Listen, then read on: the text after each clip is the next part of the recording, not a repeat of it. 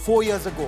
The Pakistan Army in recent days has intensified its operations both in Balochistan and in Khyber Pakhtunkhwa. There are additional areas that are now being placed under curfew. There are internet curbs that are being put in place ahead of sustained military operations as part of Pakistan Army's Azme-e-Ishtikam, or that's the latest operation. But as Pakistan Army intensifies its military operations and crackdown on Baloch activists, including Dr. Maharang Baloch, the military arm of the Baloch resistance, the Baloch Liberation Army, has released these pictures of Mahikan Baloch, a young Baloch woman from Gwadar.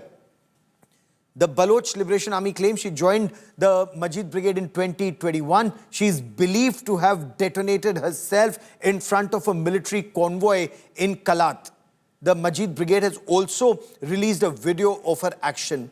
Incidentally, this month, the month of March, has seen intense operations by the BLA, also the TTP against, that's Tehreek-e-Taliban Pakistan, and that is in Khyber Pakhtunkhwa, against the Pakistani security forces. So it wasn't just the hijack of the Jafar Express. They've targeted a military convoy. There have been a series of strikes that have taken place, more than 50. And this is what Pakistani media is reporting. More than 50 strikes on Pakistani security forces in Balochistan and in Khyber Pakhtunkhwa. Some reports are talking about coordinated attacks being mounted by Baloch fighters in Balochistan and TTP in KPK. But this isn't the first time that Baloch women suicide bombers have led the fight against Pakistan Army and Pakistan's occupation of Balochistan.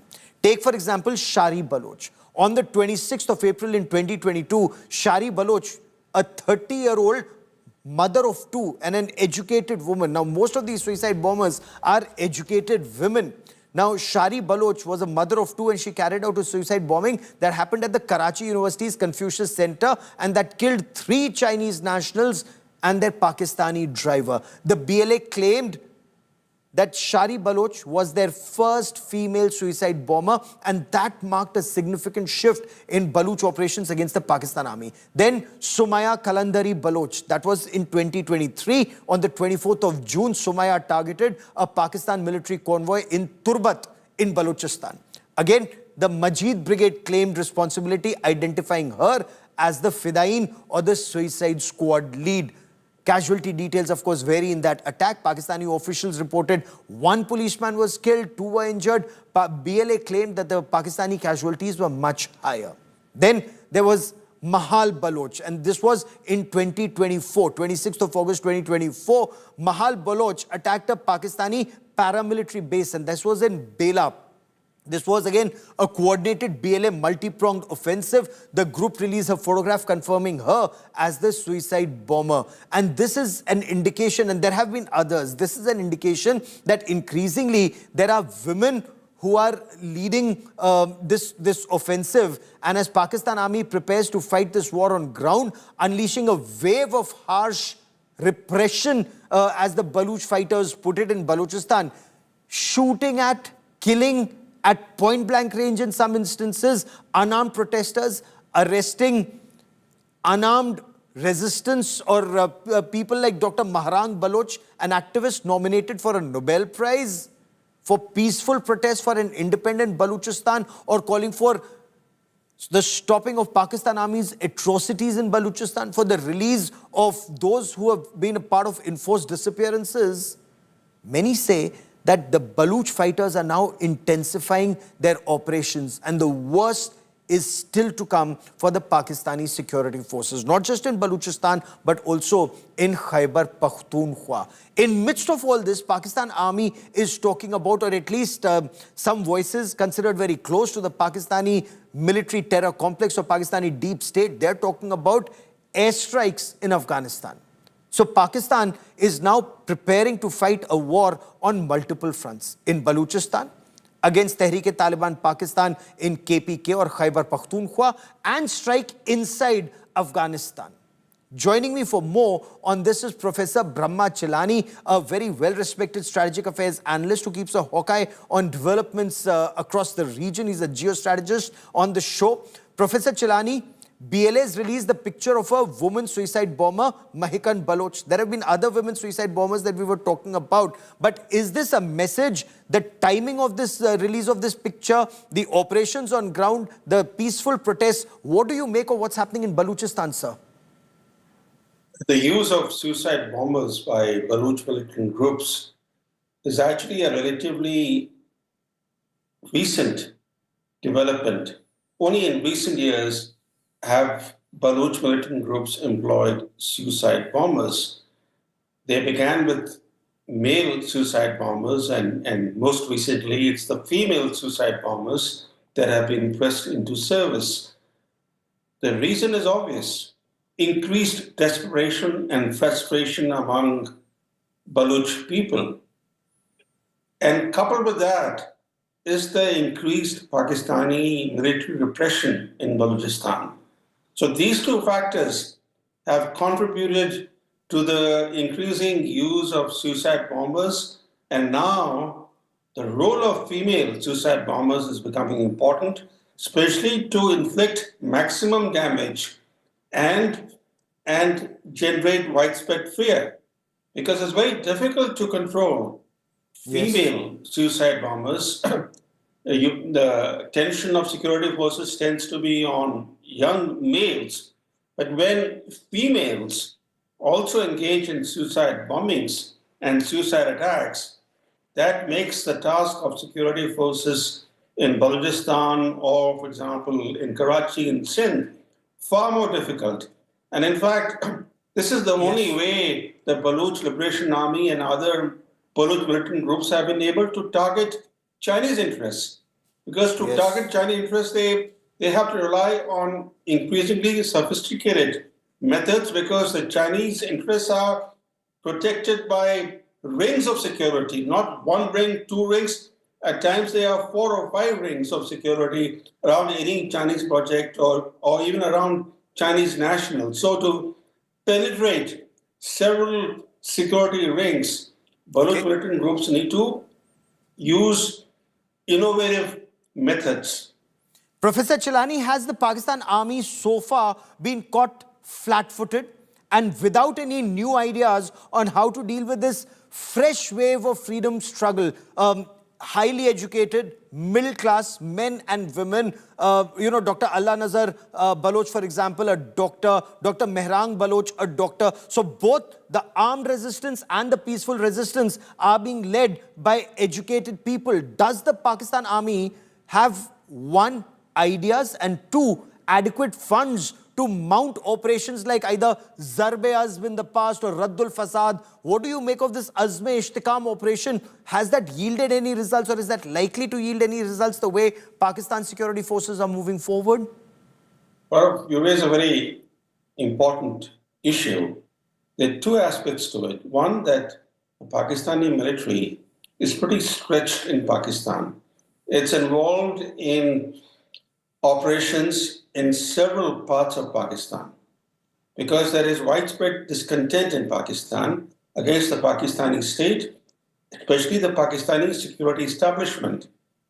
The resentment against the Pakistan military is apparent across Pakistan, apart from Punjab. So the Pakistan military is already pretty stretched. The second is that the repression by the Pakistan military in Balochistan is only fueling greater resentment and greater resistance to Pakistani occupation of Balochistan, the way most Baloch see the presence of Pakistani forces in Balochistan. They see their province under illegal occupation of Pakistan. And the Baloch conflict, as we all know, is deeply rooted in grievances related to the province's political and economic marginalization, as well as the exploitation of Balochistan's natural resources. Balochistan has been kept underdeveloped, poor, and marginalized. So these two factors together are making things very difficult for the Pakistani military, because the more and more forces they pour into Balochistan and the more repression they let loose, the more human rights abuses they commit, they only facing greater resistance to their presence there. So tell me this, you talk about the Pakistan army being stretched already from Gilgit to Gwadar. They appear to be stretched, barring, of course, Pakistan's Punjab province for now at least. But Pakistani commentators are already talking about mounting airstrikes inside Afghanistan and may not just be along the AFPAC border or the Durand line. If Pakistan is to mount intelligence-based operations deeper inside Afghanistan and in KPK and in Balochistan, can they afford to open so many fronts given that their convoys, their routes, their supplies would be so vulnerable to attacks both in Balochistan and in Khyber Pakhtunkhwa? It's a good point because as far as the Baluch problem is concerned for Pakistani state, the Baluch problem actually also relates to Iran. A part of Balochistan is also under Iran's rule, and Pakistan has blamed Baluch groups operating across the border in Iran for carrying out attacks on Balochistan and in Pakistan. So carrying out airstrikes in Afghanistan is not going to do much, even carrying out airstrikes in Iran as Pakistan did in response to Iran's airstrikes on militant sanctuaries that Iran said were being nurtured, were being facilitated by the Pakistani military establishment. Even those airstrikes did little to contain the Baluch problem. I think the real issue is this, that the root causes of the conflict in Balochistan need to be addressed by the Pakistani state. Otherwise, we will see what we have seen in the last couple of years or last 3-4 years, which is growing escalation of this conflict. And that's escalating not just in Balochistan, but also in Khyber Pakhtunkhwa province of Pakistan, where Imran Khan's supporters continue to remain aggressive. Pakistan army hasn't even been able to tame Imran Khan, who is in jail, remains defiant. And that's another Achilles heel for the Pakistan army. Professor Chilani, for joining me here on India Today. Many thanks. From Gilgit to Gwadar, Pakistan appears to be in trouble. I need to take a quick break because I want to focus on troubles closer home. The Punjab and Haryana High Court has come down very heavily on Punjab police for assaulting a serving army officer and his son. Colonel Pushpinder Bath insists on a CBI inquiry. He's approached the Punjab and Haryana High Court. Details coming up next.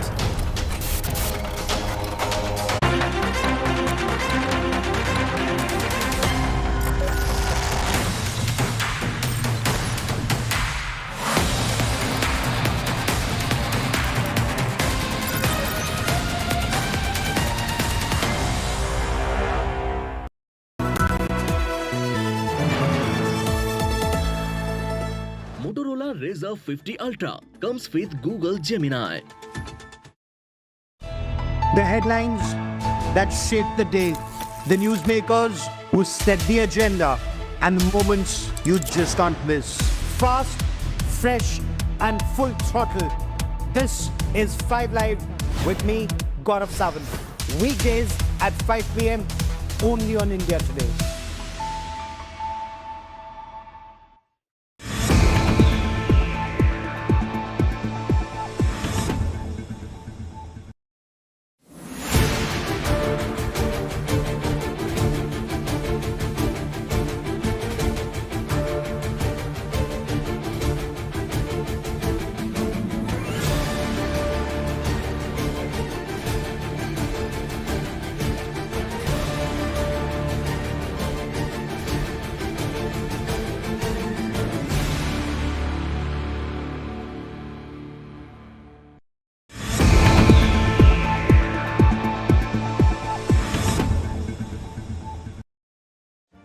Make your media plan smarter with India Today Live TV on your connected devices. Amplify your brand with 100 million smart internet viewers. To advertise, mail us at sales@aajtak.com.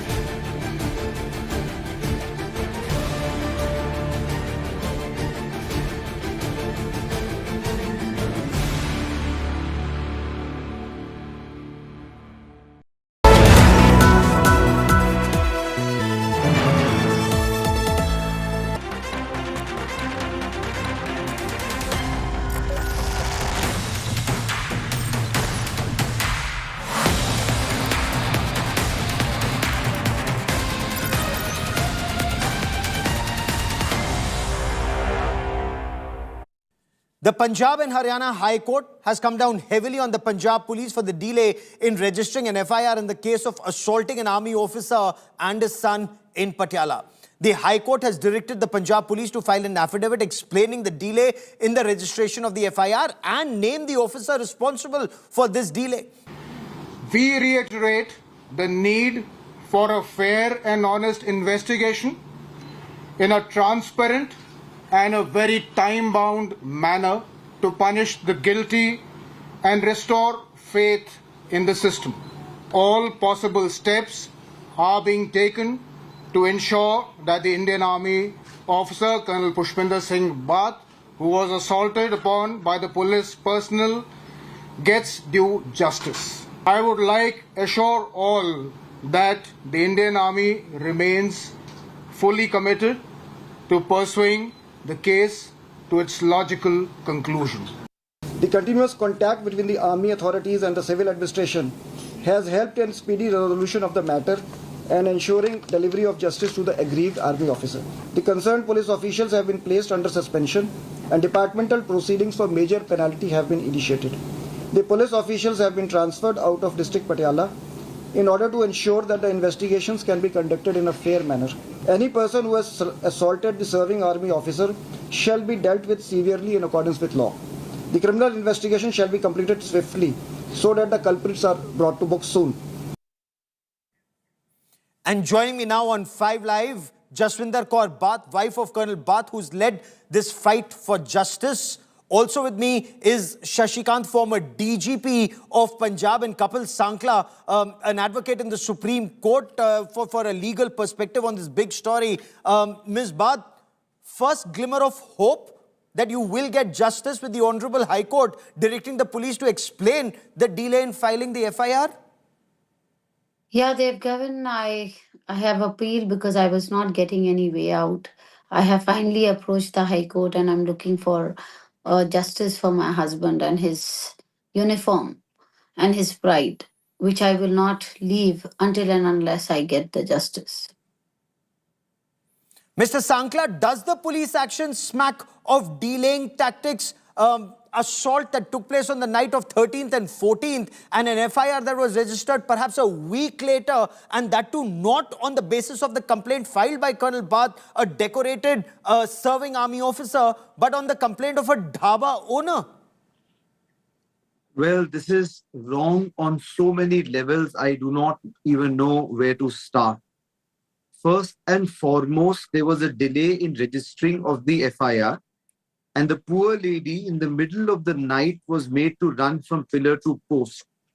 This is in complete contravention to various judgments of the High Court and the Punjab Haryana High Court and the Honorable Supreme Court, including in Lalita Kumari, that said that the FIR will be registered irrespective of the jurisdiction, will be registered immediately without further delay, and it would be a contempt of the orders of the Honorable Supreme Court if the FIR is not registered.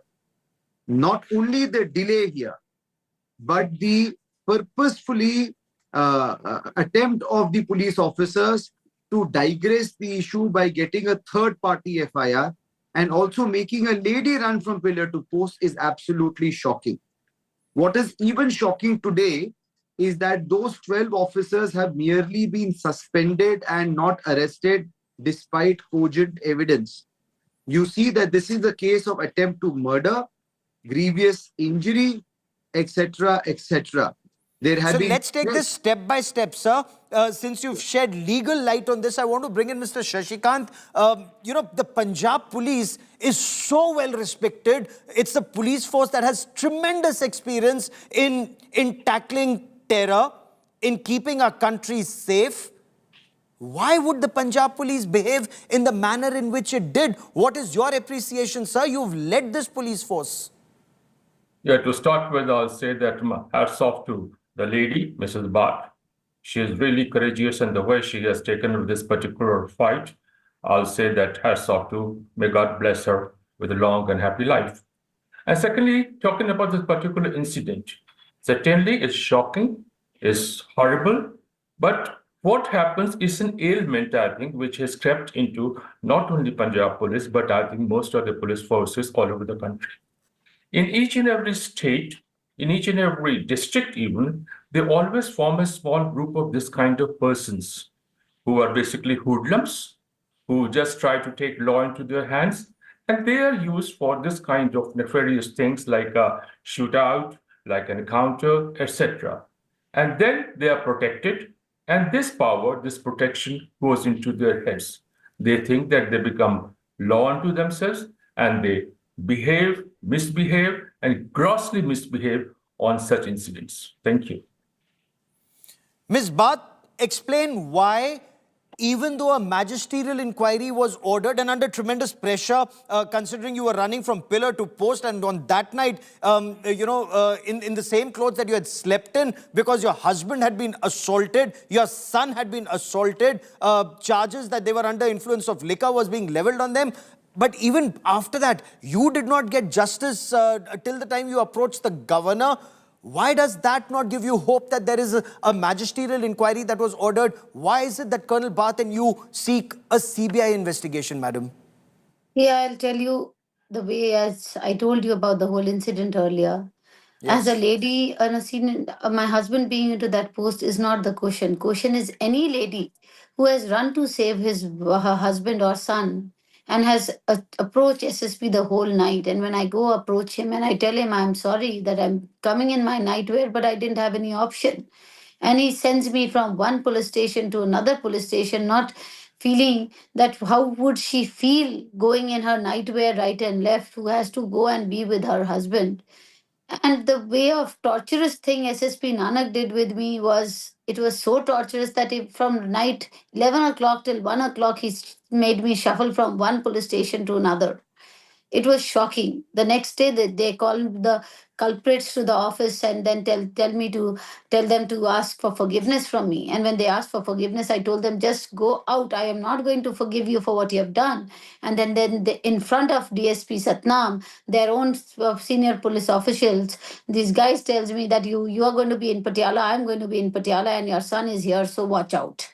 So Oh my God. inside the police station, they had Oh guts my to, God. scare me. And then SSP Nanak has been informed by that, and still they were roaming around without their name being mentioned in suspension. And they were using the government vehicles and the guards and roaming around. The guard is not needed by people who guard us. Guard is needed to people here who are being threatened by these. And I I want to don't bring in want Mr. Sankla.